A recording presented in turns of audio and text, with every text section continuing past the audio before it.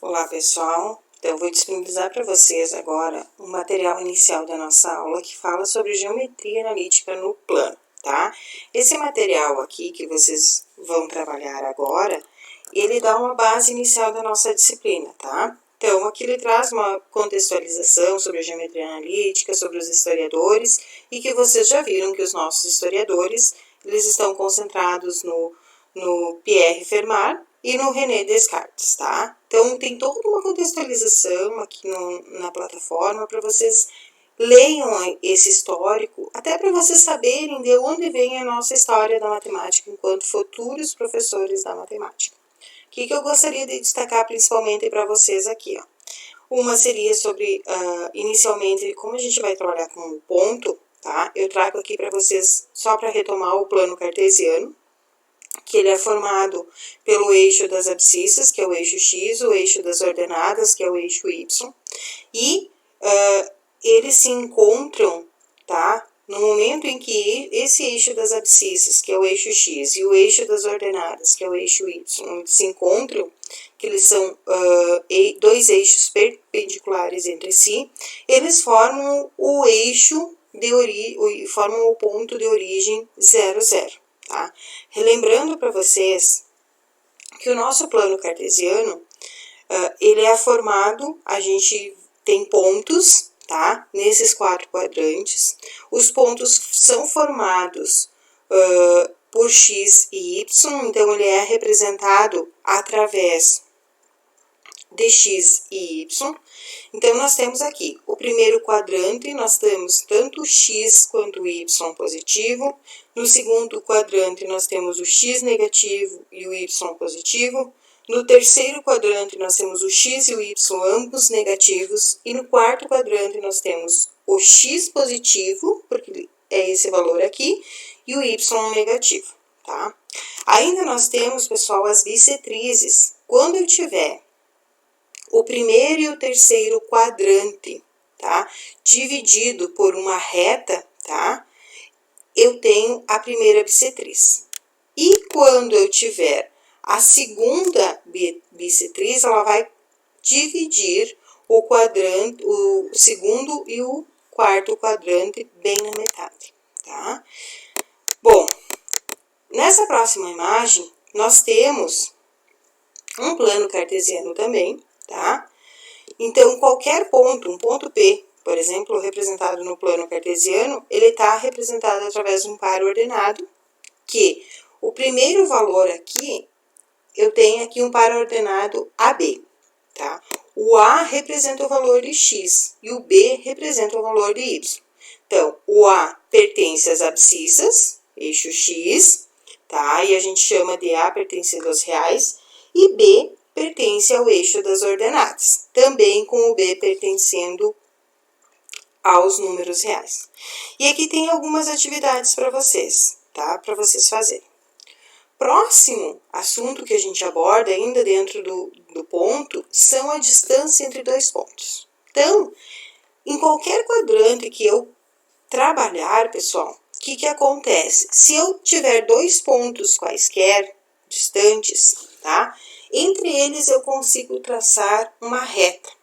E eu consigo calcular a distância dessas duas retas através de quem? Da diferença entre as ordenadas e as abscissas, tá? Então, por exemplo, eu tenho aqui o ponto A, que é formado por x, o xzinho de A, e tenho o ponto B, que é formado por xzinho de B. Então, no ponto A eu tenho xa e ya, porque um par ordenado precisa ser formado por x e y. E o ponto B, então, também tem o par ordenado xb e yb. Como é que eu consigo calcular essa distância, pessoal? Essa distância ela é dada através dessa fórmula, tá? A distância do ponto A ao ponto B, representado aqui por DAB, é quem? A raiz quadrada entre a diferença dos xzinhos. Por que eu inicio pelo xb, tá? Vocês veem que o xb ele tá um pouquinho, ele é maior que o xa, tá? Mas isso não interfere, tá, pessoal? Porque ele é elevado ao quadrado, tá? Então, eu vou pegar o xb menos o xa e eleva ao quadrado, mais o yb menos o ya e também eleva ao quadrado. Através desta formulazinha, a gente consegue calcular a distância que existe entre esses dois pontos. E também aqui, mais alguns exercícios para vocês resolverem essas atividades e não ficarem com dúvidas. E na sequência, a gente vai calcular quem? Tenho dois pontos, né? Uma reta formada por esses pontos, eu consigo calcular a distância entre esses dois pontos. Mas eu também consigo dividir esta reta exatamente no centro, tá? E a gente chama ela de ponto médio. E como é que eu calculo o ponto médio da reta AB? Tá? Eu vou chamando A de XAYA e B de XBYB e o M, o ponto M, de XNYM. Como é que eu consigo encontrar quem são esses pontos? Eu consigo encontrar através de fazer o quê? Eu vou somar o valor de XA mais XB e dividir por 2. Vou somar YA, até YB e também eu vou dividir ele por 2, tá? Então, é isso que a gente acaba fazendo aqui para... Olha que faltou o nosso Bzinho aqui. Tá? Já vou colocar aqui para vocês. Nosso YA, Então, já vou ajustando aqui para a gente não ficar com a atividade errada, tá? Então, YA, YB e divido por 2, tá? Também tem uma série de exercícios aqui para vocês. E a gente também vai calcular quem? O nosso baricentro. Bom, o que é o baricentro, pessoal? O baricentro é quando a gente tem um triângulo, tá? E vocês podem ver que nós temos um triângulo com vértices A, B e C. Os pontos M, N e P são os pontos médios dos lados, tá? Então, observem aqui, ó, que de A a C eu tenho um ponto, de C até B eu tenho outro ponto que é representado através desta reta aqui, tá? E de A até B eu também tenho um outro ponto aqui. Como é que eu encontro esse ponto, tá? Ele tá ligando quem? O ponto médio de cada um desses lados com o vértice oposto.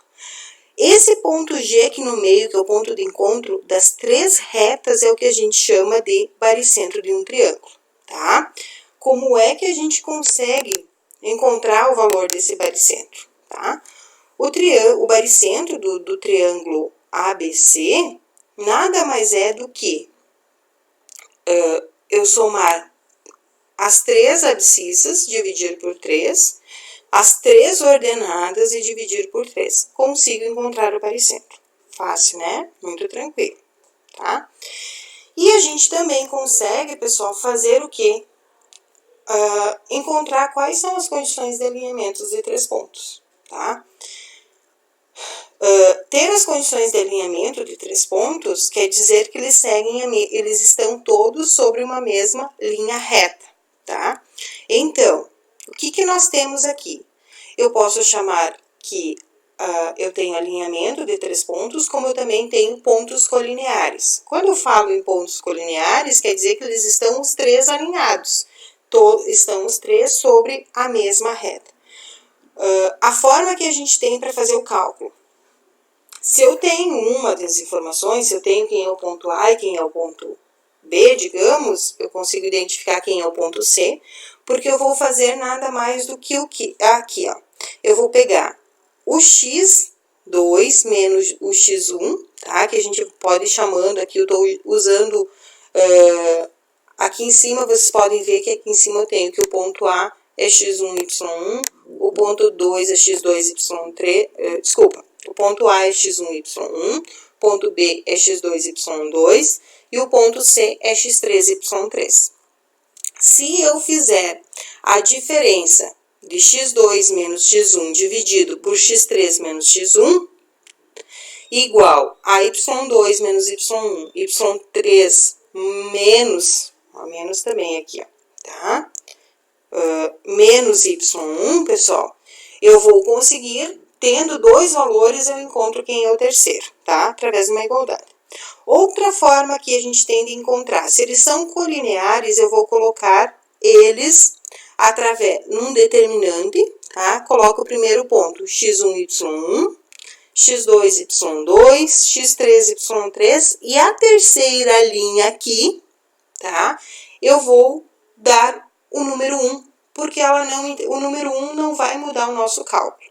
E daí, vocês lembram como a gente faz o cálculo de determinantes, né? Eu faço x1 vezes y2 mais y1, y1 vezes 1 vezes x3, o 1 vezes x2 vezes x3, e daí menos faço o contrário aqui, tá? E se o determinante que eu fizer desses três pontos alinhados for igual a zero, quer dizer sim que os pontos são colineares ou eles estão os três pontos alinhados em uma reta, tá? E daí a gente vem e tem mais uma listinha de exercícios para vocês fazerem, que ela vai representar toda a atividade que a gente fez durante essa semana, para essa semana, tá bem, pessoal? Tenham um ótimo trabalho. Qualquer dúvida, vocês postem lá no fórum de dúvidas, pode ir questionando, fiquem bem à vontade, tá bem? Um abraço, boa semana e bom trabalho para nós. Nos encontramos nos próximos dias, tá?